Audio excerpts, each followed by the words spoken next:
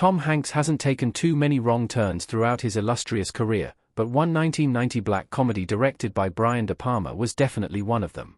A dark satire adapted from Tom Wolfe's acclaimed bestseller about New York's money men, hot on the heels of Oliver Stone's Wall Street, co-starring Bruce Willis, and directed by one of the best talents to come out of New Hollywood, ought to have been a surefire winner. Warner Brothers certainly thought so, plowing $47 million into the bonfire of the vanities. Yet the movie turned out to be anything but that. After starring in a distinctly mediocre selection of releases following his breakout role in the 1988 comedy movie Big, Hanks was on to an outright loser by taking the lead part in De Palma's box office bomb. The Bonfire of the Vanities could have pushed his career over the edge into an interminable downward slide, after it made less than a third of its money back and was torn to shreds by reviewers. No wonder, then, that the actor who rarely has a bad word to say about anybody gave a scathing assessment of the movie back in 2001. Even Tom Hanks agrees that The Bonfires of the Vanities is one of his worst movies. Hanks felt the film failed to connect with its audience. Tom Hanks and Melanie Griffiths in The Bonfire of the Vanities. When Oprah Winfrey interviewed Hanks, she asked him if he regretted starring in The Bonfire of the Vanities, via Oprah. The actor's answer was categorical, only because it's one of the crappiest movies ever made. He went on to elaborate, more equivocally, that he needed to go through the experience of making it to understand what not to do as an actor. Hanks felt that De Palma's movie failed to chime with the national consciousness of Americans, and that he couldn't strike a core connection with its audience in his role as callous bond trader Sherman McCoy. He even recalled that members of the public had told him that his film character wasn't the one from Wolfe's novel. For all of Hanks' incredible range as an actor, it does seem like McCoy is the one character he was born not to play. He wasn't convincing in the role, to say the least. But the problems with how Hanks played McCoy were far from his fault alone. What went wrong with Brian De Palma's The Bonfire of the Vanities? The movie became a pastiche of its source material with 3 horribly miscast leads. It wasn't just Hanks' performance in The Bonfire of the Vanities that was lacking.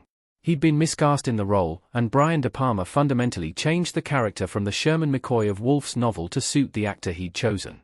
With none of the cold-hearted cruelty that underpins Wolfe's savage depiction of Wall Street's moneyed classes, the movie version of McCoy is a likable if shallow victim of the system he's bought into. In this way, Hanks effectively plays a buffoonish caricature who garners too little ill feeling from the audience to drive the movie's plot. In fact, all 3 lead actors were horribly miscast in The Bonfire of the Vanities. Melanie Griffith was far from the ideal choice to play femme fatale Maria Ruskin, and Bruce Willis was completely wrong for the part of Peter Fallow, an alcoholic British journalist with a rapacious wit, rumoured to be based on celebrated intellectual Christopher Hitchens. Fallow's lines actually had to be completely rewritten to work for Willis, who repeatedly clashed with De Palma on set. As a result, the character in the movie is nothing like the one in the book, and Willis' performance leaves a lot to be desired. Griffith, meanwhile, was badmouthed by many of the film's crew, who claimed her appearance was inadequate for the role of Maria. The actor had breast enhancement surgery partway through production, which was allegedly related to the negative comments she received after being cast in the role.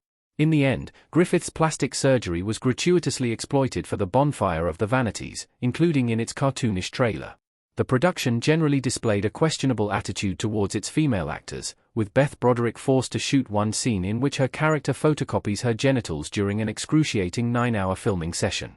It's no wonder that the final result seems more horrifying than amusing. Overall, The Bonfire of the Vanities ends up being more pastiche than satire, coming across as a movie with no real substance or weight to it, which runs entirely contrary to its skewering source material. What other cast members have said about The Bonfires of the Vanities? Bruce Willis and Morgan Freeman have nothing nice to say about the movie. Brian De Palma Bonfire of the Vanities. In retrospect, it seems that no one involved in The Bonfire of the Vanities regards it with any fondness. Perhaps its cinematographer, Vilmos Zsigmond, would be the sole exception.